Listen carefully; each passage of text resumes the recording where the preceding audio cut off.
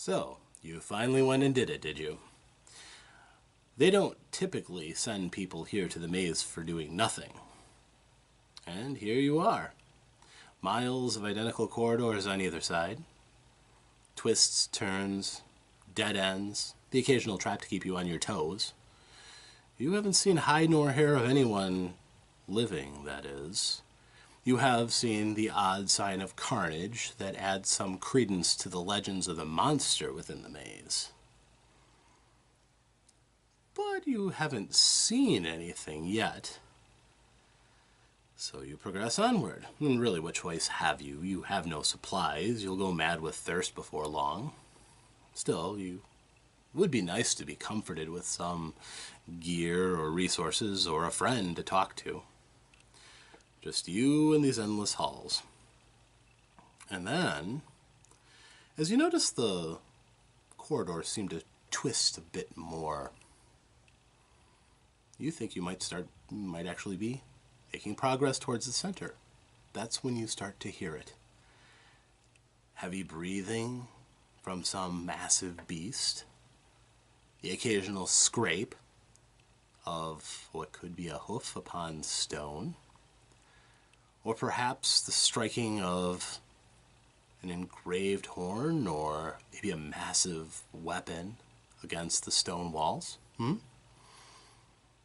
Whatever it is, it's getting closer. And as you progress down these halls, you no longer care left, right, forward, just keeping some distance from the mad beast that stalks you. And finally, the sounds reach a crescendo, and you turn behind and get your look at the creature. Cloven hooves lead up to a humanoid body, certainly. The massive, powerful, corded arms, chest look human enough, but on a 9-foot frame. But the head, the massive bovine head of the Minotaur, complete with a murderous pair of horns, and a red, murderous gleam in its eye. It's hungry, and it's looking at you. In its hands is the Reaper of Flesh, a massive, double-bitted axe, which it holds with contemptuous ease, despite its obvious weight. If it catches you, it will kill you. There is no doubt about this. So you run. Run as anyone would. Heedlessly, keeping as much distance between you and it as you can, now with panic fueling your every move. Your legs pumping, your heart pounding in your ears. And as the thing picks up its pace and gets closer,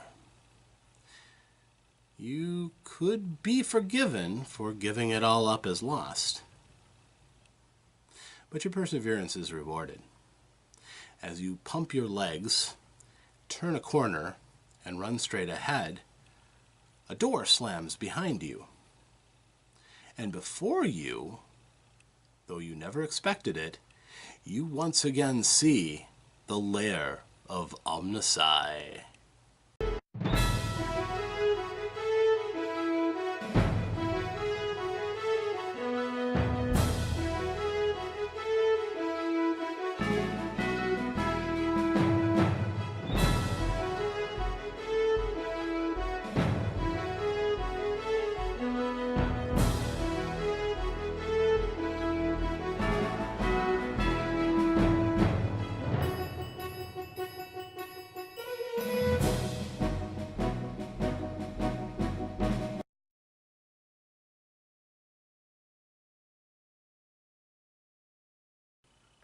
Greetings, heroes.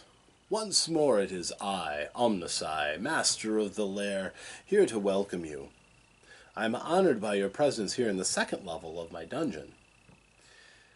Tonight, we will be investigating yet another avenue of gaming that may puzzle those who first attempt to make inroads into the hobby. You see, role-playing games as they stand have been around now for well, quite a few years, since the 70s certainly. And in all of that time, there have been hundreds and hundreds of games.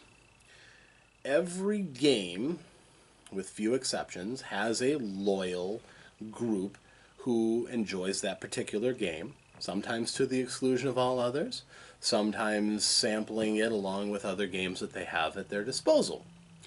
And in all of that time, we have become a group that's been fairly comfortable with our own jargon, which in many ways is hardly different from any kind of group that shares a hobby or an interest. The problem being that somebody who is, again, new and inexperienced can oftentimes be left behind by the jargon that's used in a particular group. And in role-playing games, with so many technical terms and so many different social media sites that assume that all the members speak the same language, it often can be difficult to understand the meaning behind many of the things you may be exposed to. Now, I'm not intending this to be a manual by manual explanation of all the different terms that each game has. That's not the purpose for this. What I want to do is give you, my audience, if you have little experience with role-playing games, I'd like to bring you up to speed in some of the most commonly used terms, expressions, and abbreviations used by the role-playing community. So, without further ado, I'd also like to welcome Player back. Hello! It is I once more, Player, here to give you the player side of the language of the game. He will be taking on some of the perspectives of players when they're different from a game master like myself. So, hopefully he knows his stuff. So we'll try this out. This is the language of the game. So, we'll start with the first one. We'll lob an easy one out there, and that is GM. And of course, the definition of that is Game Master. It is a generic term applied to the person who runs and masters a game, such as I do. The GM, as I outlined in the very first Lair of OmnusI, his job basically involves dictating how the rules run in his game, outlining the world so the players have something to react to, and on occasion coming up with new material or adjudicating on the fly when the players don't always follow the course of the adventure as intended. Almost every game has at least one person who controls how a particular session will go. The GM, the boss. Do not get the boss angry at you, otherwise you may hear the term, rocks fall, everybody dies, sooner than you'd ever like. Now the opposite to the GM is the player, and that is everybody else who's not the GM. Generally, they take on one or more roles, and their job is to tell the story by the actions of their characters. The GM will constantly be giving them the world around them by describing characters, places, events, and the players will take their characters and go through. The term PC relates to the player's characters. That's an abbreviation you'll see all the time. PCs, player characters. Player character? That's my character. Let me tell you about my player character. You don't want to hear about my player character? Oh, well, he's got a cool character sheet, and that's what I use to run through the game. And eventually he'll be uber powerful, and I'll be... hopefully I survive. NPCs are non-player characters. Non-player characters are under the responsibility of the game master, typically, and for the most part, they're controlled by him. When they're adversaries, their actions are rolled or determined by the game master. Occasional NPCs will be run by players, especially if they have some innate tie to their characters. For example, henchmen and cohorts may be given over to the player to control to take some of the pressure off of the game master. Now, going for another easy one, the term RPG, and I will use this term again and again and again, stands for role-playing games, and here in Lair of OmnusI it will typically stand for a tabletop role-playing game. Now, what exactly that is, well, I've given you some experience with it with the first layer of OmnusI. But these days, even the tabletop itself doesn't have to be a real thing. Virtual games are taking place over the internet right now, and they can have every bit as much of the suspense and role-playing opportunities that a bunch of people sitting together face-to-face can have. So, that's another option. Another term is party. Now, far from being cake and ice cream, a party in a role-playing game refers to the collection of PCs, player characters.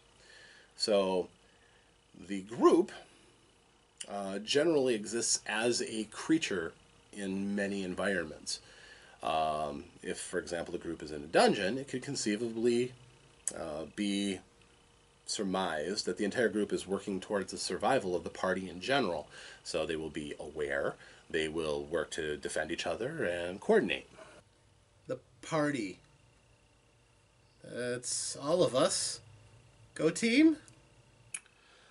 Another popular term is hit points. Now, if you've played video games, you're probably going to be familiar with hit points. They represent an abstract number that works with the game mechanics to determine how much punishment a character can take before they die. Typically, your NPCs are going to have hit points, which the Dungeon Master is going to have to keep track of to find out, when their characters fall and the players have triumphed. The players, of course, have their own hit points, which tells them as they dwindle away through combat, conflict, traps, and what have you, that they'd better start taking things seriously and possibly even remove themselves from a dangerous situation altogether so that they can convalesce. Hit points, always what they have too many of and what I don't have enough of. The term crit is something that's often talked about. A crit in some games, or a critical hit, or a critical fumble, or critical miss, means that you either rolled really, really well or really, really poorly, depending on the mechanism of the game. For instance, if your game involves a 20-sided die, a die that is semi-rounded with some flat edges and has number values from 1 to 20, if your game values a high roll and you roll that 20 facing up, that may be in your game a critical hit, which usually will do more damage or be unblockable. If you roll very poorly in some game systems, that may lead to a critical miss or a critical fumble. And then that usually means something rather unintended and often detrimental to the character that rolled it will happen. Bowstrings may snap, a weapon may be fumbled, you may accidentally hit somebody that you didn't intend to. Hey, crits happen. When you roll that natural 20 to take out that fanged fire demon, it's awesome. And there's nothing like losing your magical mace down a waterfall because you rolled a 1. The term class refers to an archetype that, or a particular role that a character may have. Some games do use this to help delineate what a person's task is. For example, a warrior type's task is most certainly going to be the ability to deal out damage, but to wear heavy armor and have a lot of endurance to mitigate incoming damage. A wizard's class would more typically indicate a person who eschews wearing armor in dangerous situations for the ability to access magic or some other otherworldly power. These are fairly common in many role-playing games, although with the diversity of games out there now, they're no longer quite as universal as they once were. An attribute. It is a primary statistic which helps to delineate what a character is capable of or not capable of. From judging how physically powerful a character is to how likable they are, each game has usually their own name and range of different attributes. Attributes are a little bit like looking at a person's car. They can be really big and shiny, they can be pedestrian and useful, or they can be puny and pathetic. You may see the term XP used, or experience points. Now, most games have some form of progression where your characters can get more powerful and more skilled. And the most common abbreviation for that is XP. Now, not all games call their reward system experience. They can drift between terms like karma, character points. There are many such names. Needless to say, they are basically your reward for spending your time in the session and hopefully accomplishing your goals. A save or a saving throw is a term that comes from some of the earliest role-playing games like Dungeons and Dragons and Tunnels and Trolls that allow your character to have some sort of reaction that will help them to nullify or avoid the worst damage or worst effects that may come from a particular special attack. Whether it be a blast of fiery heat or perhaps virulent disease. Saving throws. Always a good idea. Unless you fail. There's nothing worse than failing just because your die decides not to show up that session. A campaign is a series of adventures that the player characters go along. Sometimes this campaign may be interthreaded with different stories, hooks, and links, which allow the characters to feel a narrative progression as they gain more power. They're able to face stronger and stronger threats and maybe make their mark in the world in a greater capacity than they were able to as younger adventurers. A dungeon, in contrast, is not necessarily an underground structure full of traps and monsters. A dungeon, by the broadest sense, is any kind of closely linked challenges that test the party's decision-making and skills. It can be a high-rise in a modern futuristic world. It could be a dungeon, certainly, but it also may be a particularly overbuilt set of city streets. Generally, it is separate from the exploration phase of an adventure where your options are limited. You are hemmed in by walls and maybe by doors and things. So a dungeon may have lots of faces, but when you're in one, you're probably pretty sure what you're in. Dungeons. What he forgot to say, that's where the loot is. Yeah, okay, there's more monsters, more traps, more ways to die, but that's where the loot is! And the stuff that makes you more powerful. That's why dungeons will never completely go away from RPGs. A module is a pre-made adventure. For instance, one of my favorite modules is Ravenloft by Tracy and Laura Hickman. All in all, it's one of the finest modules I've ever played, and the fact that somebody else did the work doesn't stop me from running it. It's excellent. And sometimes when you're just short of ideas, in a hurry, or you're inexperienced, a module can be your best friend. I like modules. Sometimes it's nice that rather than hearing about the DM's uber elite world that he's spent so much time on, just getting a good old-fashioned adventure going that doesn't have all of the angst and drama and storylines. Sometimes that can be refreshing. Now, TPK is a term I dislike, but I understand its existence. It's an abbreviation for Total Party Kill. Back in the day, I know game masters who used to actually celebrate their total party kills. Today, in games that have more character details and tend towards more narrative storylines, a total party kill means basically the story is over. All the things that in that story were tied to those characters have just been ripped asunder. Now, technically, in a total party kill, the entire party does not need to die. It just means they can't continue on in the same avenue. Usually that means over 50% of the characters have died, enough to the point that the group agrees that the group is just not going to continue on. So, that's the total party kill. I myself have had 2 total party kills in my career as a game master. Take that what it is. I'm not a killer DM, and don't really enjoy killing other people's characters and laying waste to their hard work. So different people will have different mileage with that term. TPKs suck, man. I mean, we go through all this time making all these characters and coming up with a great, awesome party, and it all gets trampled into fertilizer the moment that dragon lands on the healer and just starts killing everybody.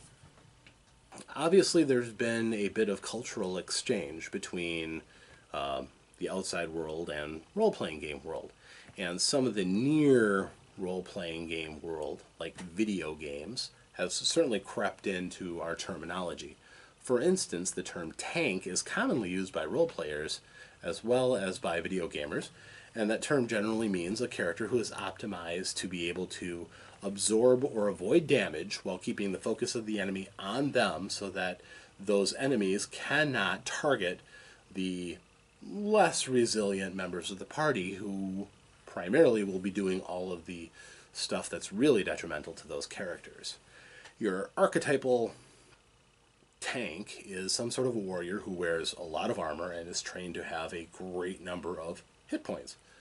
But there's many different ways of accomplishing tanking.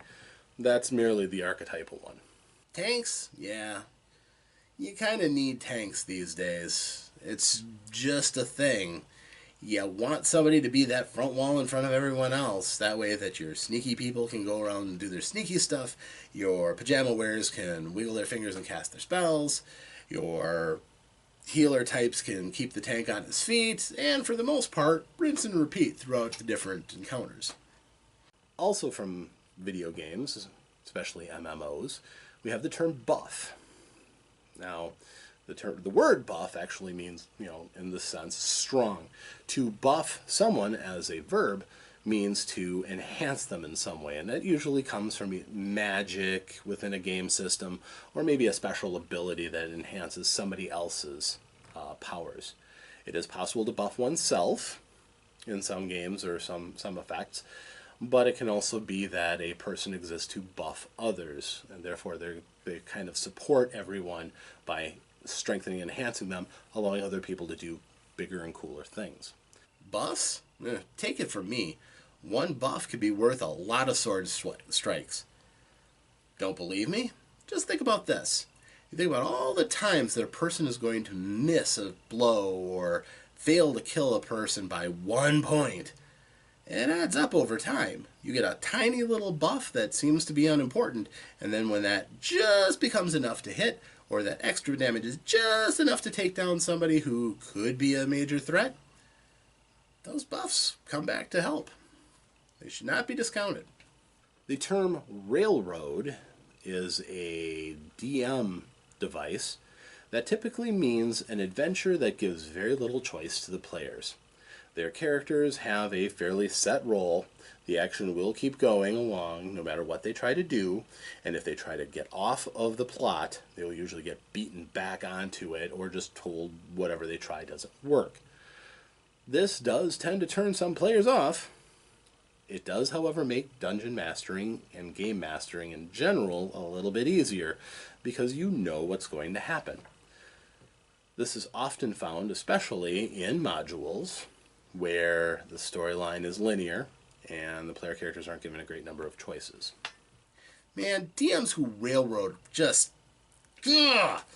I want to do crazy things from time to time, and I can't stand being told, no, you can't do that, or no, this doesn't exist, or no, there's no mugs that you can throw at the bar. Well, what are they doing? Drinking out of their hands? A munchkin is a term of derision used upon a player who doesn't really care about role-playing or the storyline. They only care about having the bestest, coolest characters who have the most power and can kill things the fastest. Many people look down on munchkins. Certainly a person who spends a great deal of time crafting an adventure may not be the most thrilled with somebody just trampling over their storylines. I will be showing you in the end of this, in my treasure hoard, a particular example of a munchkin-y type character. Also see as a reference episode 1, where in my treasure hoard I showed you the game Munchkin, which is very much in the spirit of the character term. Alright, I know munchkins get a bad name, but Sometimes they can be really handy to have around. You won't find anybody else who knows the rules inside and out looking for every advantage like a good munchkin, and sometimes it can be startling what they can concoct. Even if you don't agree with the dedication they have to making their character the absolute most powerful, maybe even at your own expense, you could still learn a thing or two about how these games work just by looking at the master. On the heels of Munchkin comes the term power gamer. Now, a power gamer isn't as bad as a Munchkin. A power gamer will still play by the rules, but they are more interested in making an optimum character that is maxed out in every single way possible. They have outrageous disadvantages that doesn't come into play very often, all to be able to get more power. Their characters are often rather cartoonishly thin, being very, very good at one thing and shockingly deficient at others. A power gamer generally considers the tactical advantages versus disadvantages of their player choice. This comes to another term frequently used by gamers called a build. And what a build is a recipe of sorts for character optimization. It could be a certain selection of classes that when linked together makes a character extraordinarily powerful, or perhaps a certain gear to acquire for a particular build. In some cases it can be a set of tactics, but generally, again, somebody who follows a build is not, again, interested in how their character fits in the story. They're interested in making the most powerful, cool character they think they can. And now, don't want you to think that I am dismissive of people who do that. Generally, many power gamers are just trying to survive in their world. The problem comes when they choose to do this to the exclusion of all else, make characters that don't fit into the world, that are only interested in basically being able to exclude the rest of the group because they are that awesome at what they do. They can cause problems, but they can just be good characters too. Another term that you may find used is a house rule. A house rule is generally either a rule that has been changed or something that's been completely made up to make the game more fun for a particular group. Important to note, if you are playing in any kind of a tournament or a convention, you should know the basic rules because not everybody will play with your house rules. And that can lead to some confusion or contradiction. So, house rules can be great. I use several myself. But it's also a good idea to know the actual vanilla rules as well as your own house rules. House rules, you can love them, you can hate them. You better know them though, because if the table is using a rule and you're not familiar with, it can suck to get up to speed. Honestly, when they work, they're beautiful. They allow you to change the game in an avenue that gets rid of something that annoys you, or possibly even allows you to do crazy things with rules that you never would have had a chance to do otherwise. Another term is player knowledge. Now, what player knowledge is as a player, you know certain things. Your character will not know everything that you know. Likewise, your character will probably know some things that you don't, but there's usually mechanics to check and see what your character may know that you don't. Okay. As a player, I know what player knowledge is, and I generally try as hard as I can to keep what I know separate from what the character knows. I mean, it's just basic sense. That's why we're role-playing. Also, things that you, the player, hear, perhaps outside of the game, or when your character wasn't present, if you learn some revelation, and then your character acts on that information. That's another example of using player knowledge that should have been kept separate from character knowledge. Now, these terms will get you by for a while. There are probably several that I missed, and if you think of any that I absolutely should have thrown on this list, please list it in the comments below. I'd be very interested to know what I missed, to what you think is important, and of course, to educate everyone else on such critical things as knowing the jargon of the hobby. So, thank you. Appreciate that. So I hope I helped you out in understanding things a little bit more from a different perspective than Mr. GM. So trust me, you'll see me again from time to time. This is Player signing out. And now, to the treasure. In this hobby, you see and find a large number of odd things. Some of them are short-lived and flame out, never having really reached their potential. Others go far, far beyond what anybody could have expected. A long time ago, there was a role-playing magazine called Shadis. I first learned about it in an early Gen Con and subscribed to it for a little while. Sadly, Shadis went under. It's difficult to run that kind of a gaming magazine. Even harder today with everything going digital. But to the point, Shadis was I thought, an excellently run magazine. I enjoyed it a great deal, and I was sad to see it go. By the way, if anybody from Shadis is still around, I pre-ordered the first 6 episodes in back order. Never got them. Just you know. Not that you probably have any anymore. That's, yeah. So, anyhow, one of the, I believe he was an editor-contributor, was a man by the name of Jolly Blackburn. Now, Jolly has been rather active in the gaming community for a very long time. I really don't know everything that he may have done outside of Shadis prior, but I liked his work. And one of the things was, and I believe this is the situation, I could be wrong, but I believe that in order to fill up some space, they asked Jolly to make a gaming comic.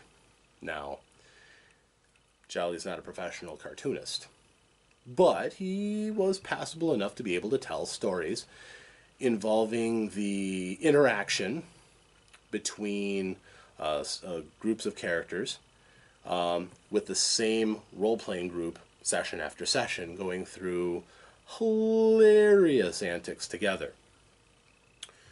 And I myself started collecting his Knights of the Dinner Table when they came forward from Shadis. He started producing them himself. He actually did have a couple printed in Dragon magazine, and well, that went under. So his Knights of the Dinner Table, each one of them is jam-packed, full of hilarious stories from the gaming table. Some tropes that have filtered out from his game, or maybe that magnified in his game collection that was regurgitated. For example, if you ever hear antics involving a gazebo, that was featured on an early Knights of the Dinner Table. Now, I myself, I love comedy, and I love role-playing. The two are a natural marriage, and I have I have a collection, I believe, going from 1 to 150. Considering it's up well over the 200, maybe 300 mark by now, he's been very successful with that. And it has, been a very long-standing good game. If you ever need a flash of inspiration, picking up a copy and reading through, allowing you to laugh at some of the foibles of our gaming community, as well as a very rich reader response fan mail column, which again is full of great stories. One of my sources of inspiration. I very much enjoyed my time with Jolly's work. And of course, if that name does sound familiar, he's a critical part of the game Hackmaster, which was based off of his characters and his world in Knights of the Dinner Table, and a rich love of gaming, both its history and just the celebration of it. Can't recommend it enough, and that's why that's my treasure pick for this week. So, here we are at the end of level 2. You've done well to get this far, and I think we're going to start going into some more challenging things with the next level. But today I would say you've earned 12 character points and a tiny, tiny, tiny little green emerald. Next time you see me, you'll have to ask me how much that's worth. Make sure you note all of these on your character sheet. I am OmnusI, master of the Lair, and I bid you safe ventures.